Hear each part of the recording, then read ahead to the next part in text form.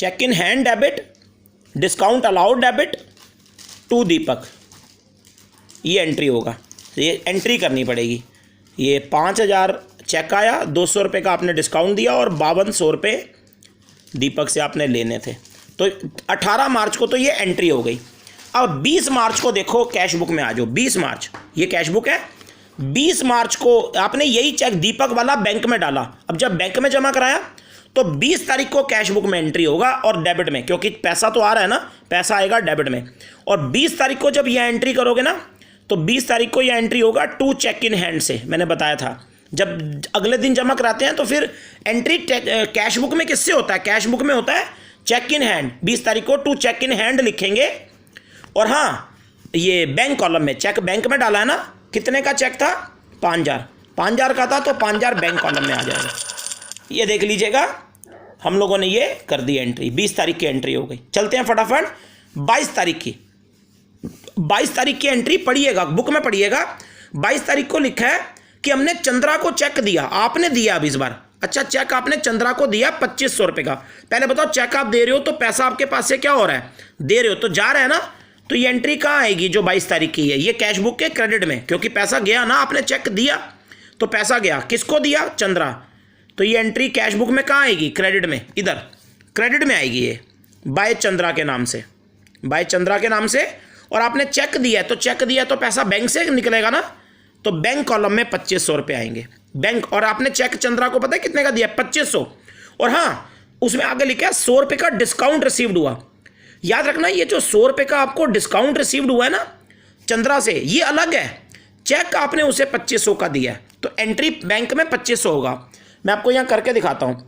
इसका मतलब पता है क्या है? मैं कहना चाह रहा हूँ कि चेक आपने उसे 2500 दिया और 100 रुपये का, ये जो चेक वाली रकम होती है ना, नेट होती है। और 100 रुपये डिस्काउंट जो है ना, वो अलग है। वो 100 रुपये डिस्काउंट आपको मिला है, तो 100 रुपये आपको डिस्काउंट मिला है। तो सोचो, इसका मतलब आपने चंद्रा के टोटल 2600 देने थे। आपने उसके टोटल 2600 देने होंगे यार। तो 100 का डिस्काउंट मिल गया, तो 2500 का चेक दे दिया, तो वहाँ डिस्काउंट मिला आपको 100 रुपये। और ये डिस्काउंट अलग है और 2500 अलग है, तो जोड़ के 2600 आएगा। आपने चंद्रा को 2600 देने थे, तो एंट्री तो 2500 से ही होगी ना, चेक तो 2500 ही दिया है। आगे 25 तारीख की एंट्री आ जाओ।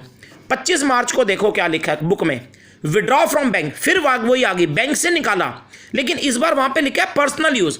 आप बैंक से पैसा निकाल ले हो, लेकिन पर्सनल मतलब घर के लिए निकाल रहे हो, बैंक से निकाल कर घर ले जा रहे हो। तो घर ले जा रहे हो तो वो तो ड्राइंग हो गई ना। और ये जो 25 मार्च की एंट्री है, ये कॉन्ट्रा नहीं है। देखो मैं बता रहा हूँ, ये कॉन्ट्रा एंट्री नहीं है। कॉन्ट्रा वो होती है बैंक से निकालकर ऑफिस लाओ, आप ऑफिस में लाओ, लेकिन ये बैंक से निकालकर घर ले जा रहे हो। ये 25 वाली कॉन्ट्रा नहीं है। तो जब ये कॉन्ट्रा नहीं है तो एक ही साइड आएगी, कैश बुक के क्रेडिट में ही आएगी। और बैंक से निकल रहा है तो पैसा जा रहा है ना बैंक में से, तो पैसा जा रहा है तो क्रेडिट में आएगी। ये यहीं आएगी कैश बुक के क्रेडिट में। और इसका नाम क्या होगा? बाय ड्राइंग्स, क्योंकि ड्राइंग करी ना और बैंक से निकाला ना, तो कितना? 1000। तो ये 1000 एंट्री क्रेडिट में आ जाएगी बाय ड्राइंग 25 तारीख। उसके बाद 28 और 30 की एंट्री बड़ी मज़ेदार है। जो मार्च 28 की एंट्री और 30 वाली है ना, वो इस कैश बुक में आनी ही नहीं है। इस पूरी कैश बुक में मार्च 28 की एंट्री नहीं आएगी। अब क्यों, मैं बताता हूं। उसमें लिखा है गुड्स सोल्ड करे अशोक को।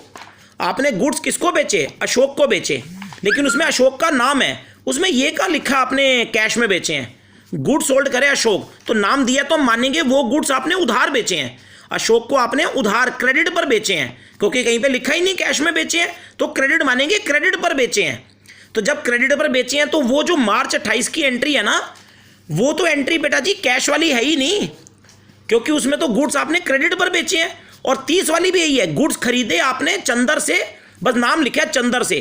तो वो जो 28 मार्च, मैं आपको यहाँ लिख देता हूँ, जो 28 मार्च और जो 30 मार्च वाली एंट्री है ना, ये दोनों की दोनों जो है क्रेडिट एंट्रीज हैं, ये क्रेडिट वाली एंट्रीज हैं। तो ये पोस्ट नहीं होंगी कैश बुक में, ये आपकी कैश बुक में दोनों पोस्ट नहीं होंगी, क्योंकि जो बेचा वो भी उधार, जो खरीदा वो भी उधार। चलिए 31 मार्च पे आ जाइए, लास्ट एंट्री 31 तारीख। चेक अशोक से रिसीव्ड हुआ, अशोक से आपको चेक मिला 5000 और आपने आगे लिखा डिपॉजिट भी करा दिया, यानी कि सेम डे। चेक 5000 का मिलता है और आप सेम डे जमा कराए। अच्छा ये तो सेम डे हो गया, तो ये तो सीधा कहाँ आ जाएगा? अगर सेम डे कराए हो तो ये कहाँ आ जाएगा? सीधा ये तो कैश बुक में आएगा। कैश बुक में अभी भर रहा हूँ और हाँ 5,000 का अशोक से चेक मिला है और 200 रुपये आपने उसे डिस्काउंट दिया है। अब इस बार डिस्काउंट आपने दिया है क्योंकि चेक आपको मिला है ना, तो आपने 200 अशोक को डिस्काउंट दे दिया। और ये डिस्काउंट अलग है, याद रखना, ये जो चेक की रकम होती है ये नेट होती है और 200 डिस्काउंट अलग है। तो डिस्काउंट अलग है। तो आप बताइए अशोक से आपने 5200 लेने थे, मतलब कि टोटल आपने अशोक से कितने लेने थे? टोटल आपने अशोक से 5200, टोटल 5200 रुपये लेने थे ना। 5,000 का चेक मिला, 200 रुपये का डिस्काउंट अलग है, तो टोटल अशोक से कितने लेने थे? 5200 रुपये लेने थे। तभी तो 200 डिस्काउंट दिया, 5,000 का चेक मिला। और चेक मिला और सेम डे बैंक में डाला हो, तो ये चेक लास्ट वाला सेम डे डाला है ना, तो ये तो सीधा कैश बुक में आ जाएगा। कैश बुक में सीधा डेबिट में एंट्री हो जाएगा इसकी। ये एंट्री यहाँ कर रहा हूँ, ये 31 तारीख की है। ये मैं थोड़ी सी और बना लेता हूँ। ये यहाँ पे किस नाम से? टू अशोक। याद रखना ये सीधा सेम डे डाल दिया तो सीधा टू अशोक से होगा। सेम डे डाल दिया और सीधा बैंक में 5,000। ये लीजिए टू अशोक 5,000। ये हमारी कैश बुक बन गई है। कैश बुक मैंने पूरी बना दी है और सारी एंट्रियाँ कर दी हैं। अब जब कैश बुक बन गई, कैश बुक तैयार है, अब लास्ट में क्या करेंगे? आप भी जानते हैं कैश बुक के लास्ट में क्या करते हैं? अरे अब बैलेंस सीडी निकालेंगे बेटा। लास्ट में कौन सी तारीख को? 31 मार्च। ये मार्च की है ना, पूरी कैश बुक मार्च की है, मैंने बताया था ना। अब लास्ट में कैश बुक में क्या निकालते हैं? आपको पता है ना, बैलेंस सीडी। अब लास्ट में सीडी यानी कि कैश बुक में क्या निकालते हैं? Closing balance. अब इसमें क्लोजिंग बैलेंस निकालिए कैश बुक का, क्लोजिंग बैलेंस, बैलेंस सीडी। और ये क्लोजिंग बैलेंस जो लास्ट में कैश बुक में क्लोजिंग बैलेंस बैलेंस सीडी निकालते हैं, किधर निकालते हैं? छोटी साइड, छोटी में निकालेंगे। तो पहले जरा मैंने इधर लिख लिया क्रेडिट में, लेकिन पहले देख तो लो छोटी कौन सी है। अब लास्ट में जब सीडी क्लोजिंग बैलेंस निकालेंगे तो आपको बताया था ना, ये कैश का देखो, कैश के कॉलम को कैश के साथ ही मिलाना और बैंक के कॉलम को बैंक के साथ ही मिलाना। तो कैश का देखो, ये कैश का डेबिट कॉलम है, ये कैश का डेबिट कॉलम है और ये कैश का क्रेडिट कॉलम है। पहले कैश के डेबिट कॉलम, कैश को कैश से ही मिलाओ और देखो छोटा कौन सा, टोटल करो। कैश का डेबिट का टोटल करो, ये डेबिट का टोटल करो 15,000, 10,000, 25 और 2 27। ये कैश का टोटल इधर डेबिट में तो 27 है और क्रेडिट में दिखा देता हूँ 6 और 5 11,500।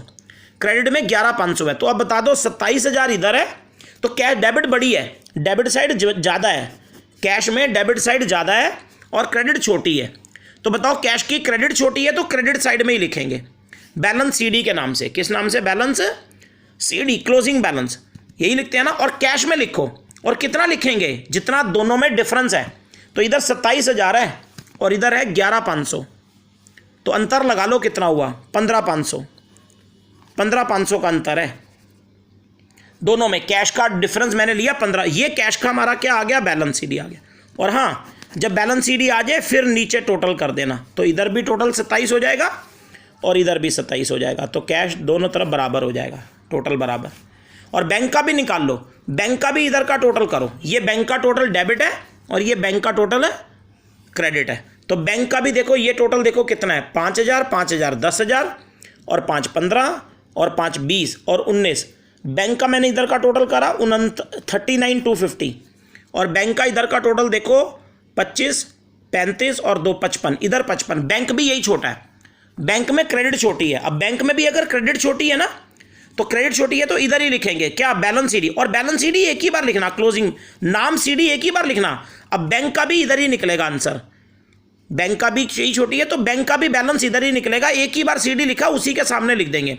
और कितना लिखेंगे बैंक का भी? आंसर कितना आएगा? दोनों का डिफरेंस, इधर 39 है और इधर है 5500 रुपये। तो ये 39,250 में से 5500 घटा दो सीधा, 38,750, ये 33,750 आ रहा है बैंक का डिफरेंस। दिस माइनस दिस कर लो, बैंक का ये डिफरेंस आ रहा है, ये आंसर आ गया बैंक का सीडी क्लोजिंग बैलेंस। ये बैंक का आ गया, ये कैश का। और एक ही बार पर्टिकुलर में लिखना बैलेंस सीडी, बस कैश वाला कैश में, बैंक वाला बैंक। और अब नीचे टोटल कर दो, तो टोटल तो दोनों तरफ आप जानते हो बराबर ही होगा। तो ये लीजिए दोनों मैंने बराबर कर दिए और ये हमारा यहाँ पे कैश बुक जो है वो पूरा हो गया। इसमें सीडी से एंड होता है कैश बुक का और शुरुआत बीडी से होती है, ओपनिंग बैलेंस, बीच में डीलिंग करते हैं।